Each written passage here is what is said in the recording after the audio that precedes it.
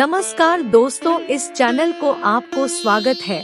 आज का यह वीडियो शुरू करने से पहले प्लीज हमारा चैनल को सब्सक्राइब कीजिए और बेल आइकन को भी प्रेस कीजिए ताकि आने वाले हर वीडियो आप तक जल्द से जल्द पहुंचे सके। सच्चे हृदय से और सच्चे मन से जरूर लिखिए कमेंट से। जय माँ लक्ष्मी, जय माता रानी। माँ भगवती आपको सदा सर्वदा खुश रखे। आइए जानते हैं कैसे एक प्रतिव्रता नारी अपने पति को सच्चा प्यार कर रही थी और वह अपने पति के बिना कैसे दुख कष्ट में अकेले जीवन बिता रही थी, उसके बारे में बताया गया है। मानिकपुर के एक गांव में रामी और उसकी बूढ़ी सास अकेले रहती है।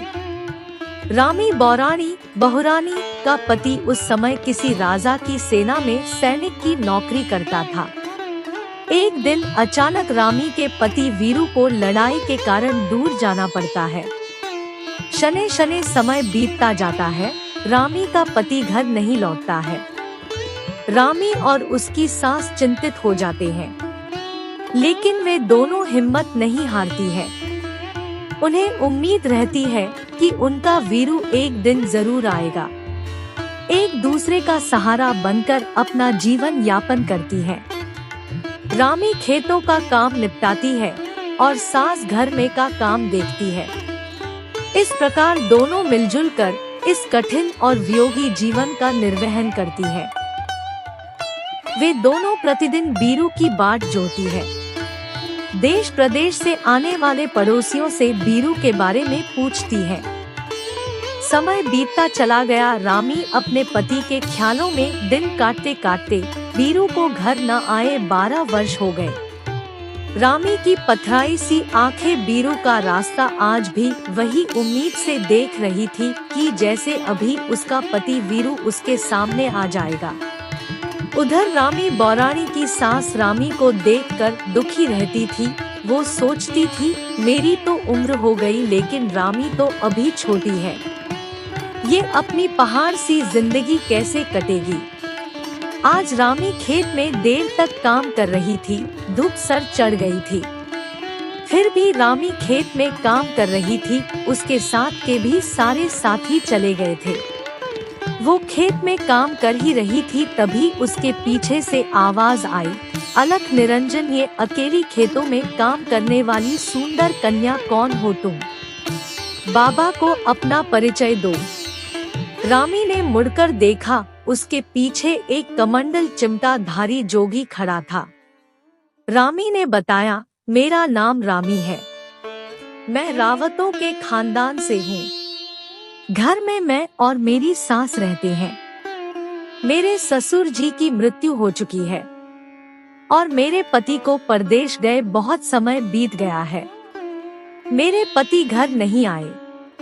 आप तो जोगी बाबा हो, क्या आप मेरे पति का पता बता सकते हो? जोगी ने कहा, क्यों उस निर्मोही का रास्ता देख रही हो? उसे तुम्हारी इतनी साल तक याद नहीं आई, तो क्या अब आएगा वो तुम्हारे पास? रामी को उसकी बात अच्छी नहीं लगी। साधु ने फिर रामी को छूने की कोशिश करते हुए कहा, भूल जाओ उस निर्मोही पुरुष को, मेरे साथ बैठो, छाया में अपना मन हल्का कर लो।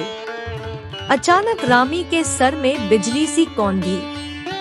दूर हट निर्लज, तुझे मेरे माथे का सिंदूर और मेरे गले का मंगलसूत्र नहीं दिख रहा क्या? ये कैसी अनर्गल बातें कर रहा है तू जोगी है या ढोंगी में? साधु फिर बोला, अरे बौराणी, तू तो नाराज हो गई। यूं क्रोध करना रावतों को शोभा नहीं देता। तू धूप में काम करके थक गई होगी, चल छावन में अपना दुख सुख भी बांट लेगी। अब की बार रामी का पारा सांतवे आसमान पर पहुंच गया। वो कुदाल लहराते हुए बोली, बेशर्म, तुझे शर्म नहीं आ रही? एक पतिव्रता से कैसी बातें कर रहा है? इतना ही दुख सुख बांटने की इच्छा कर रही तो अपने परिवार का दुख सुख बांट। क्यों ढोंगी बाबा बन लोगों को परेशान कर रहा है? चुपचाप चला जा यहाँ से, नहीं तो तेरे सर में कुदाल गाड़ दूंगी। रामी बौराणी का गुस्सा देख जोगी वहां से चुपचाप खिसक गया और सीधे रामी के घर पहुंच गया। माई भिक्षा दे माई, तुम्हारी मनोकामना पूर्ण होगी। तुम जिसका इंतजार कर रही वो जरूर लौट कर आएगा। रामी की सास ने इतना सुनते ही बाहर आकर बड़ी श्रद्धा पूर्वक जोगी को अंदर ले गई। फिर साधु बोला, माता साधु को भोजन करा दो। तब तक रामी भी आ गई। साधु को देख वो आग बबूला हो गई। बोली, तू बेशर्म जोगी मेरे पीछे मेरे घर भी पहुंच गया। रामी की सास जोगी से रामी के हिस्से की माफी मांगती है। बोलती है, पति के वियोग में यह थोड़ी चिड़ी हो गई है। फिर सास साधु के लिए भोजन लाने लगी। रामी की सास को पत्तल पर खाना लाते हुए साधु क्रोधित हो गया। बोला, माई मैं तुम्हारे पुत्र के सामान हूँ और मैं पत्तल में खाना नहीं खाऊंगा। जिस बर्तन में अपने प्रिय पुत्र को खाना परोसती थी, मेरे लिए भी उसी बर्तन में खाना लाओ। जोगी का इतना कहना था कि रामी बौराणी का गुस्सा 7वें आसमान में पहुंच गया। अब तो तूने नीचता की सारी हदें पार कर ली। रामी क्रोध से पूरी लाल हो गई और कुदाल की तरफ लपकी। रामी बौराणी का यह रूप देखकर साधु भौचक्का रह गया।